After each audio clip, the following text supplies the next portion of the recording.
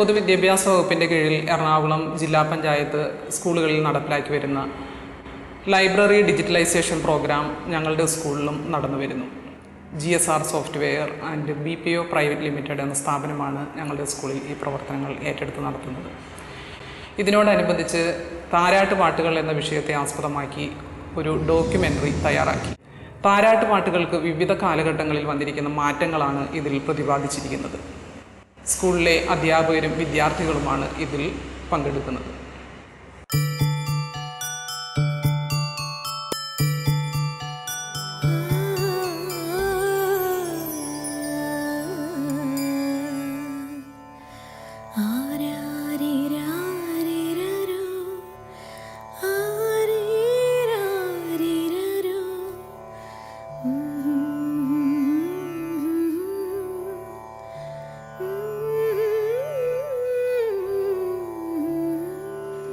സുപ്രഭാതം കുട്ടികളെ.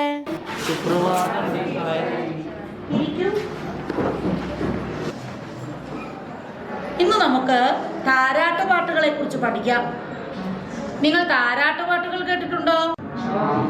ഏതൊക്കെ താരാട്ട് പാട്ടുകൾ അറിയാം? ഓമന തിങ്കൾ കിടാവോ, പിന്നെ ഉണ്ണി വാവാവോ, പിന്നെ ചാഞ്ചാടിയാടി ഉറങ്ങൂ. അതല്ലേ? വളരെ മനോഹരമായ താരാട്ടുപാട്ടുകളൊക്കെ നിങ്ങൾക്കറിയാം. താരാട്ടുപാട്ടുകൾക്ക് ഒരു ചരിത്രമുണ്ട്.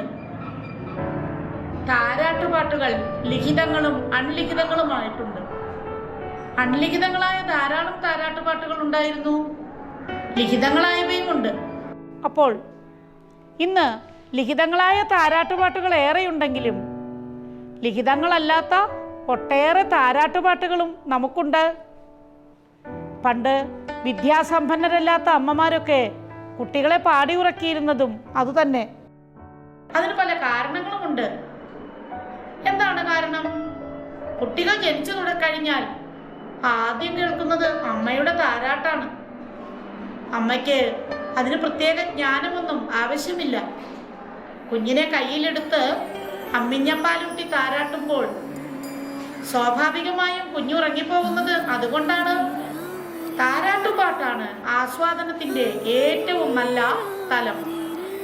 അത്തരത്തിലുള്ള താരാട്ടുപാട്ടുകളുടെ ചരിത്രപരമായ ഒരു കഥ ടീച്ചറൊന്ന് നിങ്ങൾക്ക് പറഞ്ഞു തരാം. നിങ്ങളെ ഞാൻ താരാട്ടുപാട്ടിന്റെ മായിക ലോകത്തേക്ക് കൊണ്ടുപോകാം.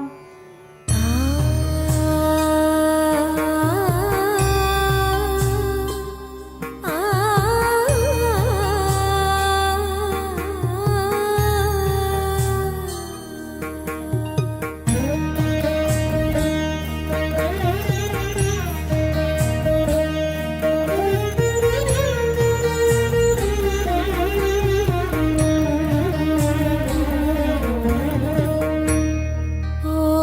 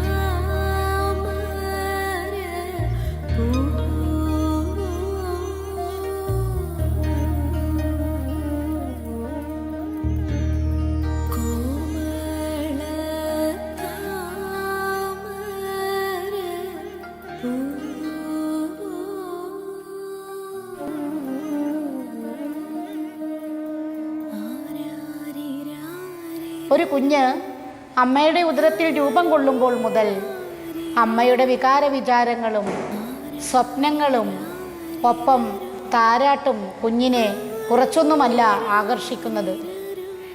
കൈകളിലേക്ക് പിറന്നു വീണു കഴിയുമ്പോൾ അമ്മ സരളമധുരമായി കുഞ്ഞിനെ താരാട്ടുന്നു. താരാട്ടുപാട്ടുകൾ വാമൊഴികളായും വരമൊഴികളായും ഒട്ടേറെയുണ്ട്.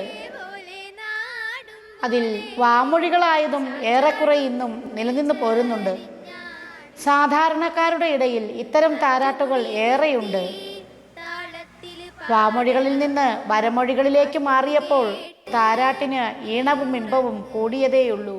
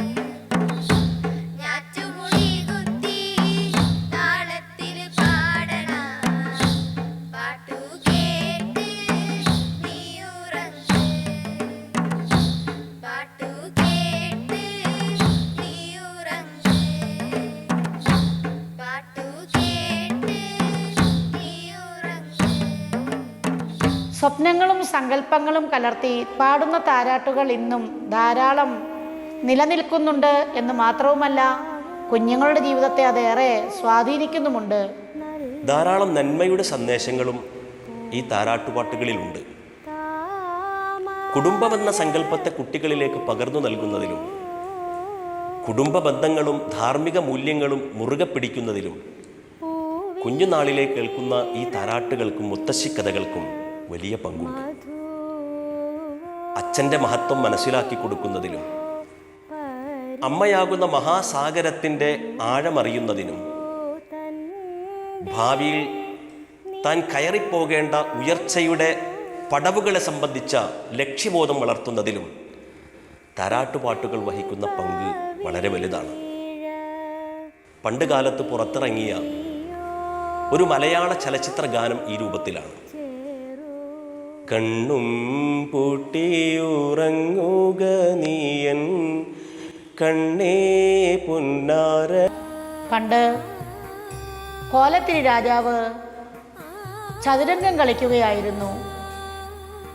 ചതുരംഗം കളിയിൽ രാജാവ് രാവിലെ മുതൽ പരാജയം ഏറ്റുവാങ്ങുന്നത് കണ്ട് പ്രിയപത്നി കുഞ്ഞിനെ തൊട്ടിലിൽ കിടത്തി താരാട്ടുപാടുന്ന രീതിയിൽ വേണ്ട നിർദ്ദേശങ്ങൾ നൽകി എന്നുള്ളതാണ് സത്യം.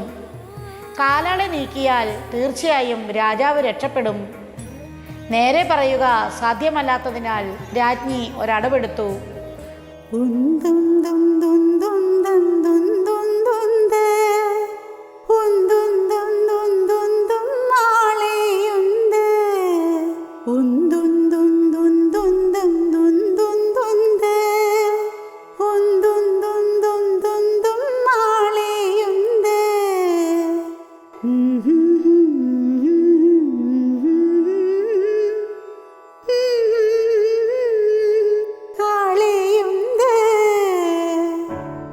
രാജ്ഞിയുടെ ആജ്ഞ തീർച്ചയായും രാജാവിന് ഉൾക്കൊള്ളാൻ കഴിഞ്ഞു.